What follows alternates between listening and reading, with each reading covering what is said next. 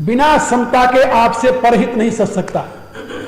परहित साधन के लिए और इंद्रिय दमन के लिए समता आवश्यक है। समता माने समत्व भाव। जब सब में अपनी आत्मा को आप देखना प्रारंभ करेंगे, मेरी आत्मा के समान ही सबकी आत्मा है, तब आप दूसरे का शोषण नहीं करेंगे, फिर आप दूसरे का हित करेंगे, दूसरे का भला करेंगे, दूसरे के कल्याण में रत होंगे।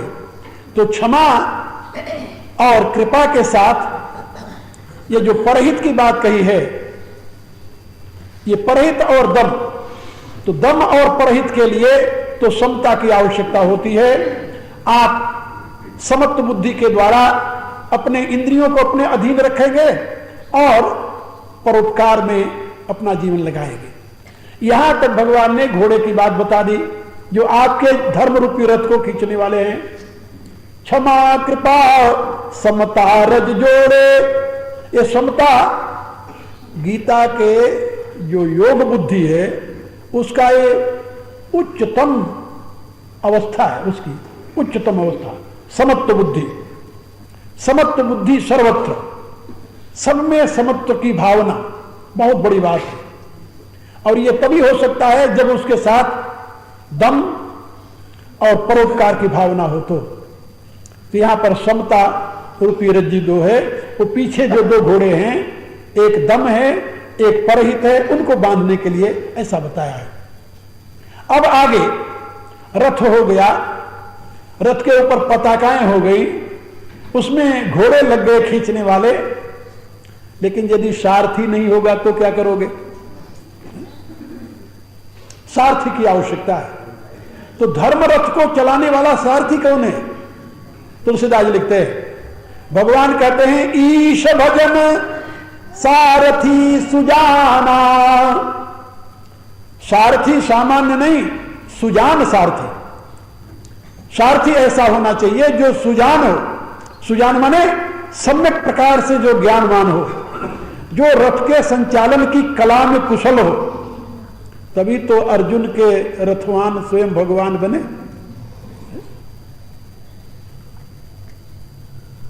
अलग अलग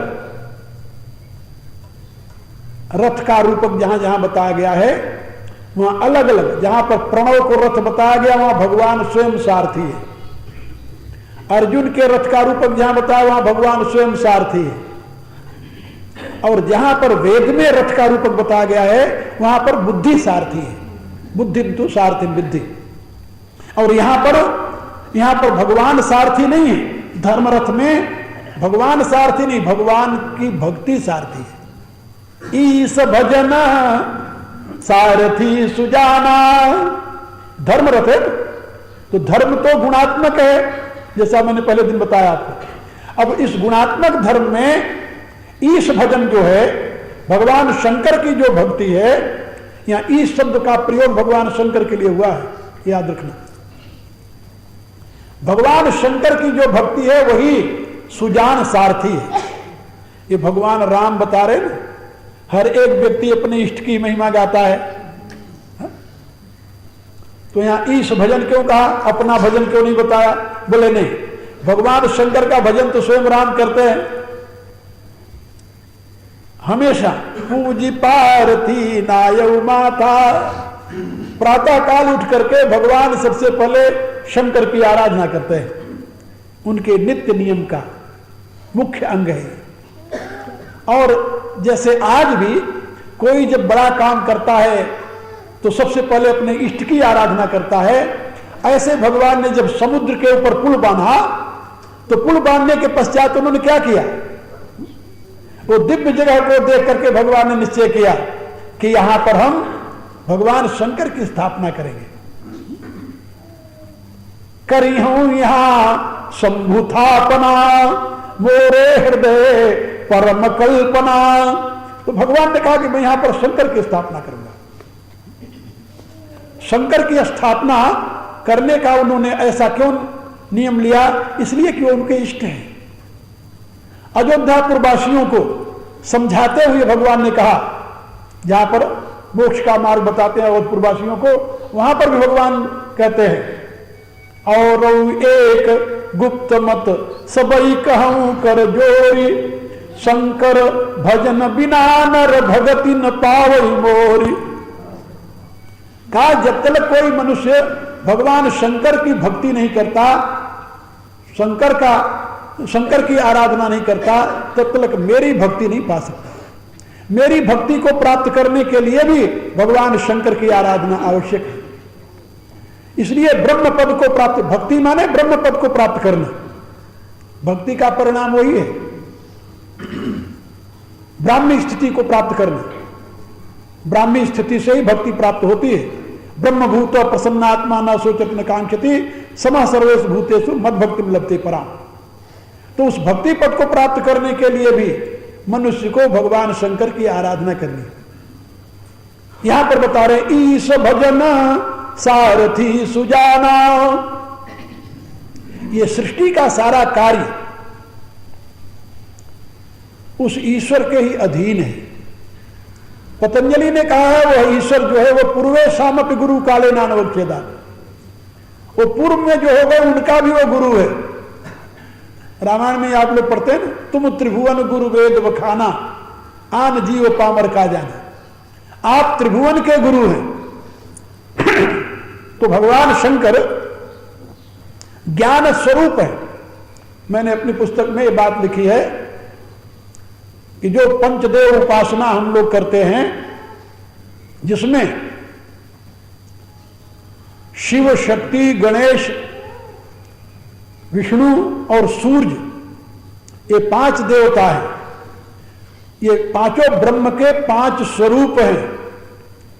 तो ब्रह्म का नाम जो है वो तो गणेश है, ओंकार। ओंकार ही गणेश है। ब्रह्म का रूप जो है वो सूर्य है, तेज प्रकाश, वो सूर्य है। और ब्रह्म का जो प्रेम है, भाव, स्नेह, वो विष्णु है। और ब्रह्म की जो शक्ति है वही दुर्गा है। और ब्रह्म का जो ज्ञान है वही शिव है। ये हमारे ऋषियों ने ब्रह्म के 5 अवयवों को, अंग्रेजी में इसके लिए कहते हैं पर्सोनिफिकेशन,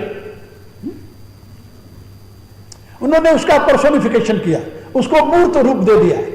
भगवान के नाम को गणेश की आकृति दे दी, भगवान के रूप को सूर्य, भगवान की शक्ति को दुर्गा, भगवान के प्रेम को विष्णु और भगवान के ज्ञान को शिव के रूप में प्रतिष्ठित किया।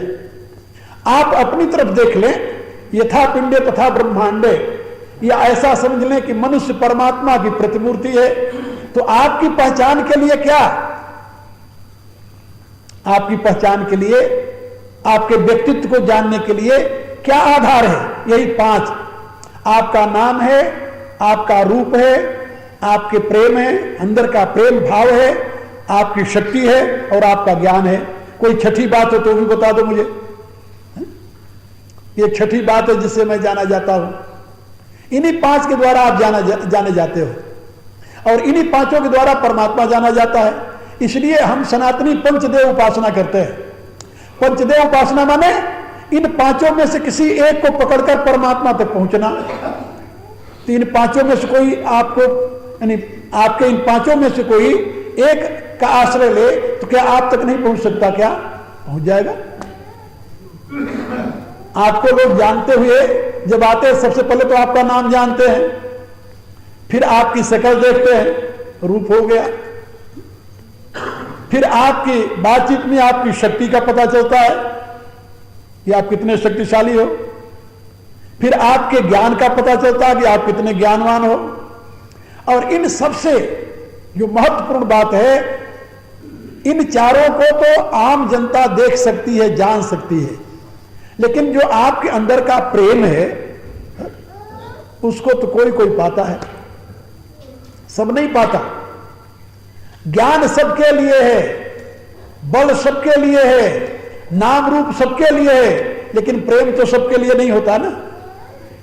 इसीलिए हमारे यहां ऐसी बात समझाई जाती है कि जो भगवान शंकर की आराधना है सबके लिए, कोई भी करो, जो ज्ञान है तो परमात्मा का, स्त्री हो, पुरुष हो, बच्चा हो, बड़ा हो, बूढ़ा हो, पवित्र हो अपवित्र हो कैसा भी हो, भगवान शंकर की आराधना करने का अधिकार सबको है। परमात्मा का ज्ञान हो तो सबके लिए है। इसी रूप से परमात्मा की शक्ति भी सबके लिए है। भगवती के यहां भी कोई किसी प्रकार का प्रतिबंध नहीं, सब उसकी आराधना कर सकते हैं। और नाम रूप तो सबके लिए है ही। सूर्य सबको अपना प्रकाश दे रहा है और परमात्मा का नाम सबके लिए सुलभ है। लेकिन परमात्मा का जो प्रेम है, प्रेम वो तो कोई कोई प्राप्त कर पाता है। इसीलिए भगवान ने कहा कि मेरी भक्ति जो है वो कोई कोई पाता है। तुलसीदास जी ने अपनी रामायण में लिखा है, कहूं कहूं वृष्टि सारदी थोरी, को एक पाओ भगत जिमि मोरी। का शरद ऋतु में कहीं कहीं वर्षा होती है, सब जगह नहीं होती। कोई भाग्यशाली क्षेत्र होता है तो वहां वृष्टि हो जाती है। इसी रूप से भगवान कहते कोई एक मेरी भक्ति को प्राप्त कर पाता है, सब नहीं भक्ति प्राप्त कर पाते। भक्ति भगवान की प्राप्त करने का अभिप्राय भगवान के प्रेम को प्राप्त करना। तो भगवान के प्रेम को प्राप्त करने के लिए तो बड़ा बलिदान करना पड़ता है। सबई कहावत राम को, सबई राम की आस, जाको हरि अपना कहे तई भज तुलसीदास। तो प्रभु के प्रेम को पाना बड़ा कठिन होता है। तो मैं आप लोगों को ये बता रहा था कि वहां पर भगवान शंकर को प्रभु का ज्ञान बताया गया। ब्रह्म का जो ज्ञान मूर्त रूप हुआ है वो शिव है, इसीलिए उनका नाम शिव है। शिव माने शंकर, माने शम करोति इति शंकर, जो दुनिया का कल्याण करे। तो कल्याण तो ज्ञान से होता है, ज्ञान से ही कल्याण होता है। अज्ञानी का कल्याण कहां से होगा? इसलिए भगवान शंकर ज्ञान स्वरूप है। और यहां पर ज्ञान की उपासना करने वाला ही भगवान राम बता रहे हैं कि ये धर्म रूपी रथ को चलाने वाला ईश भजन है। ईश भजन सारथी सुजाना, ये सुजान सारथी है, भगवान शंकर की भक्ति है, ज्ञान की उपासना है। जो ज्ञान की उपासना करेगा वही धर्मरथ पर सवार होकर के आगे जा सकता है। अज्ञानी धर्मरथ पर सवार नहीं हो सकता, ये बात याद रखो। ईश भजन सारथी सुजाना, सुजान कहा, सुजान माने सम्यक प्रकार से जानने वाला। ईश्वर के भजन से जिस ज्ञान की प्राप्ति होती है वह ज्ञान ही आपको पूर्ण ज्ञान प्रदान करता है, यानी वह ज्ञान ही आपके जीवन को पूर्ण बनाता है। उसको योग की भाषा में संप्रज्ञा समाधि कहते हैं। संप्रज्ञा समाधि, संप्रज्ञा समाधि का अभिप्राय क्या होता है? सम्यक प्रकारेण ज्ञात, यानी जिससे आप पूरे रूप से जान लें। कोई भी दुनिया की वस्तु आपके लिए अज्ञात नहीं होगी। कारण को जान लिया, कार्य का बोध हो गया, और यह ईश्वर भजन से होगा। तुलसीदास जी ने रामायण में बहुत स्थानों पर ईश भजन की महिमा का गान किया है। और उन्होंने यह भी बताया कि यदि कोई गृहस्थ अपने जीवन को सुख में समृद्धि में बनाना चाहता है तो उसे भगवान शंकर की आराधना करनी चाहिए, और उसके लिए कोई दूसरा उपाय नहीं है। एक जगह उन्होंने यहां तक लिखा कि चातक रटत तृषा अतिओही, जिन सुख लहीन शंकर द्रोही। जो भगवान शंकर की आराधना नहीं करता उसको सुख नहीं मिल सकता। भगवान शंकर ज्ञान स्वरूप हैं। आप लोग ये जानते हो, ज्ञान से ही धन मिलता है, ज्ञान से ही बल मिलता है, ज्ञान से ही इज्जत मिलती है, ज्ञान से ही समाज में प्रतिष्ठा होती है। जहां ज्ञान नहीं है वहां सब कुछ है तो नहीं के बराबर है, और जहां सब कुछ है, सब कुछ नहीं है, केवल ज्ञान है, वो महान है। ये तो आप लोग देखते हो ना, बाप दादों ने मेहनत करके धन कमाया, एक अज्ञानी बालक पैदा हुआ तो सब नाश कर देता है। और कुछ नहीं है परिवार में, बाप दादों ने धर्म कमाया, धर्म, उस धर्म के परिणाम से एक कोई पुत्र पैदा हुआ धर्मात्मा, ज्ञानवान हुआ तो उस कुल को उजागर कर देता है। इसलिए जीवन का सारा वैभव ज्ञान के ऊपर अवलंबित है। आपका लोक और परलोक दोनों ज्ञान के ऊपर अवलंबित है। उसका लोक भी नहीं बनता, परलोक तो बहुत दूर की बात है जिसके पास ज्ञान नहीं है। इसलिए ईश भजन जो है वो ज्ञान की साधना है। तो तुलसीदास जी कहते हैं कि ईश्वर भक्ति, भगवान शंकर की आराधना जो है यही सुजान सारथी है। धर्म रूपी रथ को आपके जीवन लक्ष्य तक पहुंचाने के लिए भगवान शंकर की आराधना परम आवश्यक है, परम आवश्यक। और भगवान शंकर इतने दयालु है, इतने दयालु। मैंने भगवान शंकर की स्तुति लिखी, 111 छंद लिखे हैं नित्य पाठ के लिए। जो भगवान शंकर की आराधना करने वाले हैं उनके नित्य पाठ के लिए मैंने लिखा है 111 छंद। उसका नाम है शिव शतक। तो शिव शतक में मैंने अपनी अनुभूति लिखी, भगवान शंकर की आराधना, भगवान शंकर क्या है, शिव तत्व क्या है, इसका छंदों में मैंने लिखा है और अपनी अनुभूति लिखा है। और ये मेरा अपना अनुभव है कि यदि आप कपट रहित होकर, छल रहित होकर भगवान शंकर की आराधना करें तो कोई ऐसी वस्तु नहीं है आपके लिए जो उपलब्ध न हो जाए, इसमें कोई संदेह नहीं है। एक पद में मैंने संकेत किया है कि यदि भगवान शंकर से एक फल की याचना करें तो इतने उदार हैं कि वो आपको 4 फल दे देते हैं। एक फल याचक को 4 फल देते हैं। एक फल की याचना करें तो 4 फल आपको देने के लिए तैयार रहते हैं। धर्म, अर्थ, काम और मोक्ष, धर्म, ज्ञान, वैराग्य और ईश्वर, इतने दयालु हैं। और मैं सही बताऊं, मैंने विभिन्न अवस्थाओं में विभिन्न देवताओं की आराधना की है। हमारी उपासना में भगवान शंकर की आराधना भी एक मुख्य रही। और इतने शीघ्र द्रवित होने वाले कोई दूसरा आपको देव नहीं मिलेगा।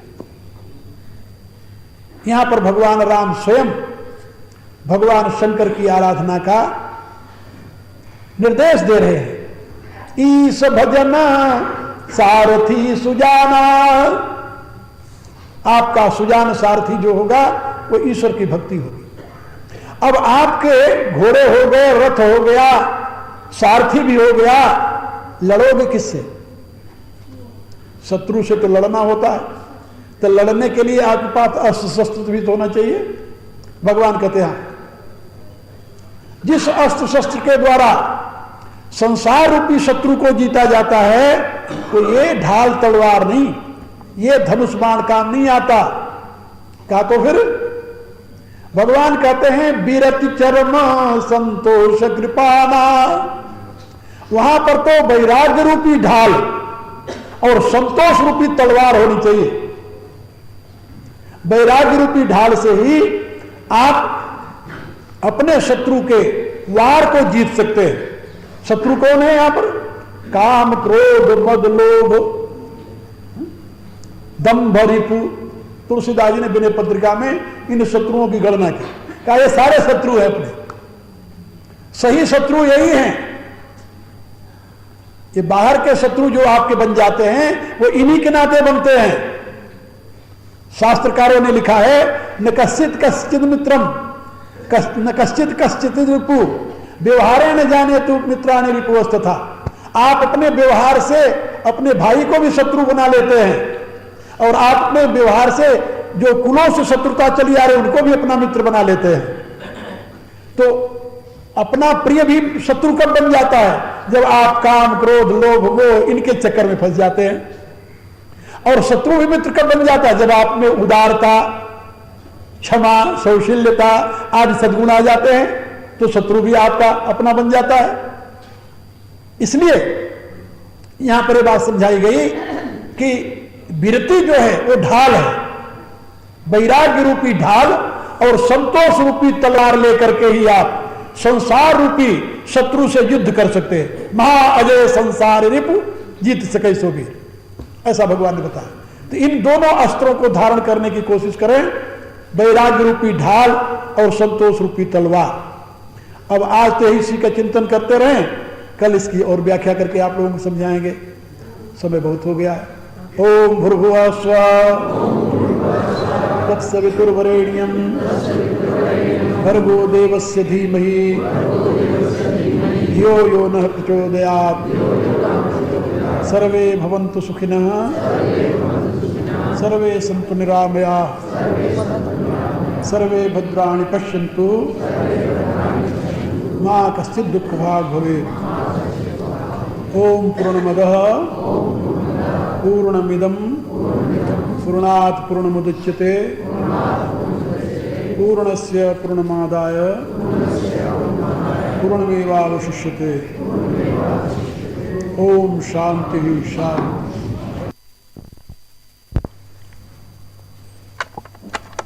ओम प्रभु से चाहता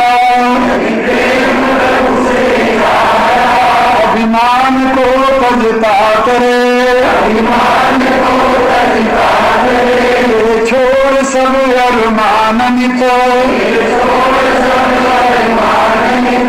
नाम जप दिन रात रे,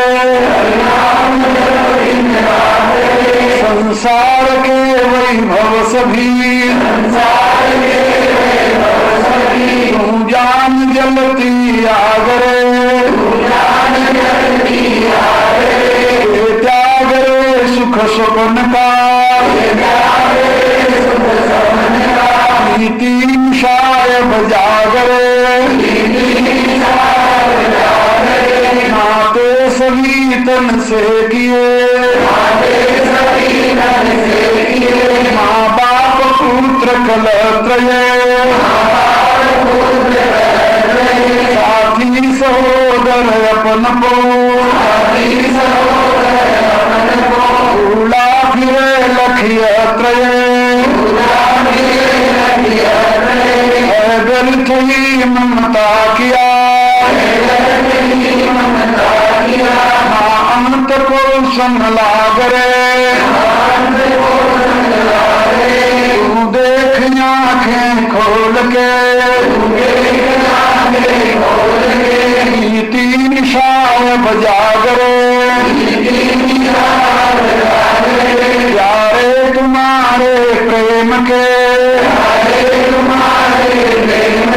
तो पात्र हैं संसार में, ले जाएंगे सब एक दिन, भज के तुम्हें मझधार में, साथी न होगा तन तेरा,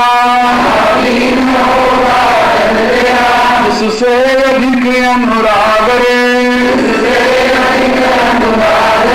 तुम भाग तनपुर छोड़ के,